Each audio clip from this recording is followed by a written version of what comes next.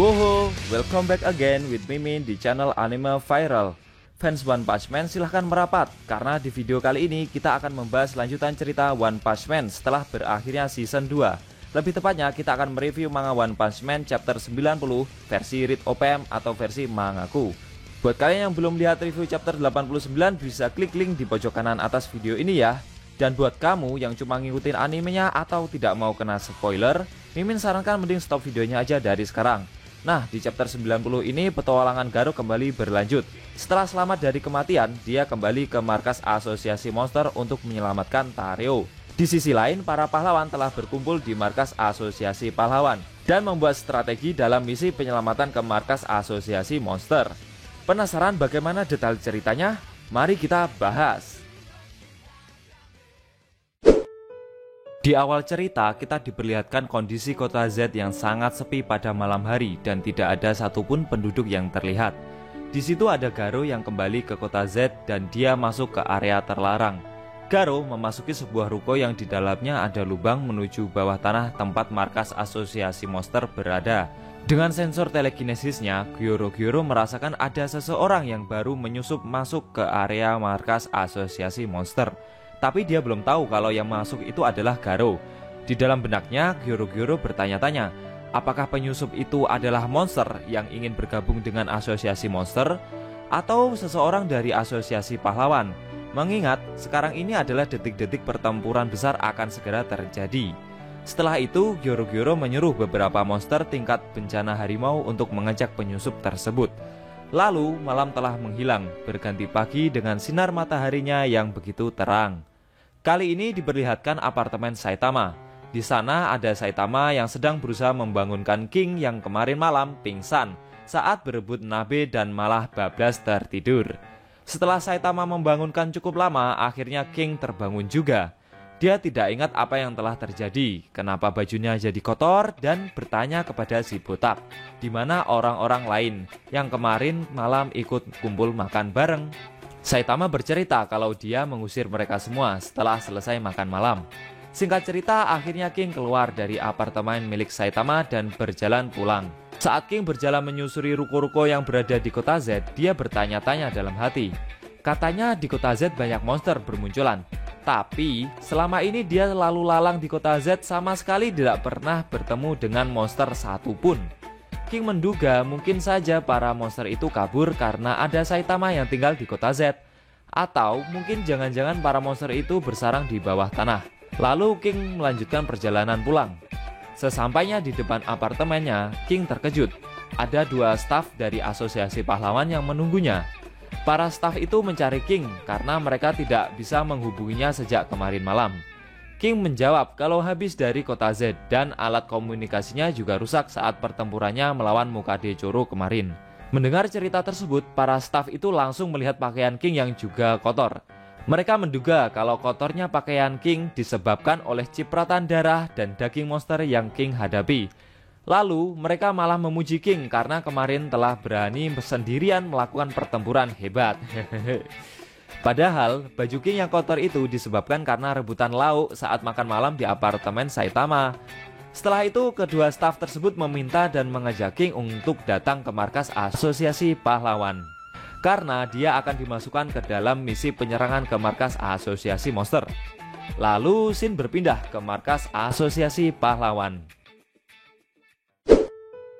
Di ruangan rapat markas asosiasi pahlawan ada Tuan Narinki yang begitu stres berat karena para pasukan yang ia bentuk sudah semalaman tidak memberi kabar apakah mereka berhasil menyelamatkan Waganema atau justru malah terbunuh. Setelah itu datanglah staf Sekingar yang melihat Tuan Narinki begitu gelisah dan ketakutan. Akhirnya Sekingar menyuruh Tuan Narinki untuk berbaring dan beristirahat sejenak. Sekingar menambahkan kalau asosiasi pahlawan pasti akan segera menyelamatkan anaknya yang sedang disandra oleh asosiasi monster. Namun dengan pikiran yang sudah tidak sehat, Tuan Narinki mulai merasa ragu kalau para pahlawan bisa menang melawan para monster. Mengingat Metal Bat saja salah satu hero kelas S tidak mampu berbuat banyak. Lalu dengan wajah yang penuh gelisah, Tuan Narinki mendekati dan memohon kepada Sekingar agar anaknya bisa diselamatkan dan menambahkan kalau akan memberikan semua harta kekayaannya asal anaknya bisa selamat. Namun tiba-tiba ada beberapa orang yang masuk ke ruangan rapat dan menyanggah perkataan dari Tuan Narinki. Ternyata mereka adalah para pahlawan kelas S yang telah berkumpul di markas Asosiasi Pahlawan. Para pahlawan kelas S itu adalah Super Alloy Darkseid, Child Emperor, Atomic Samurai, Tatsumaki, Pit God, Flashy Flash, Puri-Puri Visioner, dan Zombie Man. Mereka berkata akan menyelamatkan anak dari Tuan Narinki dan akan menyerbu markas Asosiasi Monster siang ini. Setelah itu, para pahlawan duduk di kursi masing-masing untuk segera memulai rapat sebelum penyerangan dimulai. Beberapa saat setelah itu, ke-8 pahlawan kelas S bersama Sekingar memulai rapat tersebut. Child Emperor membagikan peta lokasi dari markas Asosiasi Monster ke-8 pahlawan kelas S. Child Emperor juga menjelaskan kalau mereka akan menyerang dan masuk secara bersamaan dari berbagai pintu masuk ke markas Asosiasi Monster. Darkseid bertanya kepada Child Emperor, kenapa mereka harus berpencar padahal para pahlawan sudah berkumpul. Child Emperor menjelaskan akan sangat berbahaya jika para pahlawan kalah di tempat yang sama, dan pastinya para monster bisa menduga hal tersebut. Lalu Child Emperor membagikan alat komunikasi sekaligus sebagai pelacak berbentuk logam lingkaran kecil. Child Emperor menambahkan kalau jangan terlalu berlama-lama terlibat dalam pertempuran. Yang terpenting Sandra bisa segera ditemukan. Dan untuk pahlawan pendukung akan diposisikan di luar markas. Mereka akan menghadapi monster-monster yang kabur keluar dari markas Asosiasi Monster. Karena akan semakin merepotkan kalau ada banyak monster yang menyerbu ke rumah penduduk sekitar. Sekingar menambahkan jika untuk pahlawan pendukung dia telah mengumpulkannya. Pahlawan dari peringkat C sampai A yang sekiranya bisa ikut bertarung. Setidaknya mereka bisa menghadapi monster dengan level bencana harimau. Tiba-tiba Tatsumaki menyanggah omongan dari Sekingar dan bertanya apakah adiknya si Fubuki juga diikutkan dalam misi ini. Sekingar menjawab kalau dia berencana mengikutkan adiknya ke dalam misi tersebut karena Fubuki adalah salah satu pahlawan handal. Akan tetapi Tatsumaki langsung menolak dan melarang Sekingar untuk mengajak Fubuki karena menurutnya Tatsumaki seorang saja sudah cukup dalam misi ini. Selain itu dia takut kalau adiknya dalam bahaya. Dengan wajah sinisnya, Tatsumaki memaksa Sekingar untuk mengurungkan niatnya memasukkan Fubuki ke dalam misi tersebut. Dan akhirnya Sekingar terpaksa menuruti perkataan dari Tatsumaki. Setelah itu Shin berpindah. Kali ini diperlihatkan Waganma dan Tareo yang berada di dalam sel tahanan markas Asosiasi Monster. Tiba-tiba datanglah monster Kirisakingu. Dia datang untuk menjemput Tareo. Waganma tidak terima, kenapa cuma Tareo saja yang dibebaskan. Tapi monster Kirisakingu menjawab kalau dia tidak berniat membebaskan si Tareo. Dia berniat membawa Tareo ke kamar pribadi dan menjadikannya sebagai teman bermain. Akhirnya si Tareo menangis dan dipaksa keluar dari dalam sel. Sebelum membawa pergi Tareo, monster Kirisakingu bercerita kalau para pahlawan yang datang cuma berniat menyelamatkan Waganma saja. Karena tidak ada yang tahu kalau Tareo juga ikut disandra. Bagaimana nasib dari Tareo? Sayangnya Shin berpindah sebentar, di mana ada 3 monster dengan level bencana harimau suruhan Gyoro-Gyoro tadi yang mengecek lokasi seseorang yang menyusup ke markas Asosiasi Monster. Ternyata sudah ada beberapa monster yang mendatangi lokasi dari penyusup tersebut.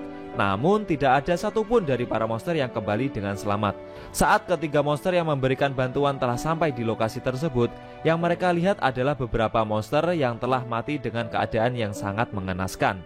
Para monster itu menduga kalau yang membunuh mereka adalah seekor monster yang memiliki sifat sangat kasar. Mengingat monster seperti Kirisakingu juga tidak segan-segan dalam membunuh sesama monster.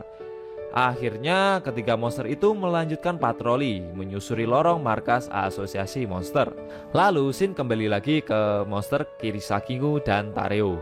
Saking ketakutannya si Tareo menangis dan berteriak sangat keras karena monster Kirisakingu sedikit melukai wajah Tareo dengan pedangnya. Akan tetapi mendengar teriakan itu malah membuat si monster jadi makin suka dengan Tareo karena dia bisa menyiksa si bocah secara perlahan. Si monster berkata kalau dia dari awal tidak tertarik dengan perang melawan para pahlawan. Bahkan jika dunia ini akhirnya dikuasai oleh monster, dia tidak keberatan. Asalkan dia selalu bisa menikmati sensasi membunuh orang lain dengan cara menyiksanya terlebih dahulu. Lalu monster Kirisakingu melanjutkan menyiksa Tareo. Kali ini dia ingin memotong lidah si bocah terlebih dahulu secara perlahan. Namun, tiba-tiba muncul seseorang yang masuk ke ruangan tersebut dengan menghancurkan sisi lain tembok. Ternyata itu adalah Garo yang datang untuk menyelamatkan Tareo.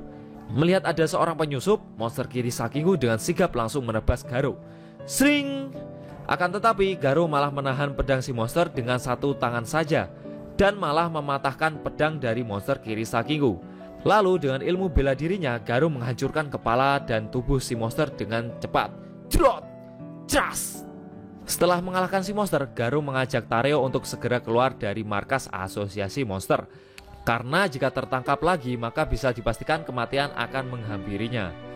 Saat berjalan menyusuri lorong, Tareo bertanya kepada Garo, kenapa dia bisa tahu tempat dari markas asosiasi monster. Garo menjawab, kalau dia bisa tahu karena dia adalah seorang monster. Namun, secara mengejutkan ada dua monster yang kebetulan berpatroli di lorong tersebut dan memergoki mereka dari belakang. Tanpa pikir panjang, kedua monster itu langsung menyerang Garo. Akan tetapi dengan cepat Garo berhasil membereskannya. Setelah itu Garo memakan beberapa potongan tubuh dari kedua jasad monster yang dia kalahkan barusan. Dengan ketakutan, Tareo bertanya kepada Garo, dia sedang makan apa? Kalau makan sembarangan nanti bisa sakit perut loh. Namun Garo menjawab kalau apa saja akan dia makan, yang penting bisa dicerna untuk menambah sumber energinya. Garo berkata kepada Tareo, kalau dia ingin keluar dari tempat ini lebih baik ikut dengannya saja. Lalu mereka berdua melanjutkan perjalanan sambil berlari menyusuri lorong-lorong yang begitu panjang. Si Tareo mengeluh kepada Garo kalau dia tidak bisa berlari secepat yang dia lakukan dan menyarankan Garo untuk beristirahat sejenak. Namun Garo menolaknya karena posisi dari mereka berdua sejak awal sudah diketahui oleh musuh. Jika berhenti maka akan banyak monster yang akan datang untuk menyerang mereka. Namun secara mengejutkan, Tareo berhenti berlari dan berkata kepada Garo kalau masih ada satu orang lagi yang diculik oleh asosiasi monster. Sambil menangis, Tareo meminta kepada Garo untuk menyelamatkannya juga. Mendengar hal itu, Garo berhenti berlari lalu menoleh ke belakang dan berkata kalau sepertinya Tareo salah paham dengan keadaannya saat ini. Karena Garo datang bukan bermaksud untuk menyelamatkannya. Akan tetapi tiba-tiba raut wajah Garo berubah. Dia terkejut dengan seekor monster hitam berukuran raksasa yang berada di belakang Tareo. Dengan nada pelan, Garo bertanya, makhluk apa itu? Si Tareo dengan pelan menoleh ke belakang dan dia juga ikut terkejut. Dengan nada pelan, Garo meminta Tareo untuk mendekatinya selangkah demi selangkah. Ternyata monster raksasa yang berada di belakang Tareo adalah salah satu dari eksekutif milik asosiasi monster. Berbentuk anjing hitam raksasa memiliki 6 mata yang bercahaya, bernama Overgrowth Rover, atau dalam bahasa Jepang disebut sebagai monster Sodachisu Gita Pochi. Apakah Garo dan Tareo bisa selamat dari monster rover? Mengingat semua eksekutif milik asosiasi monster berlevel bencana naga dan kemampuan bertarung mereka semua di atas rata-rata monster pada umumnya. Sayangnya, scene manga One Punch Man chapter 90 telah berakhir.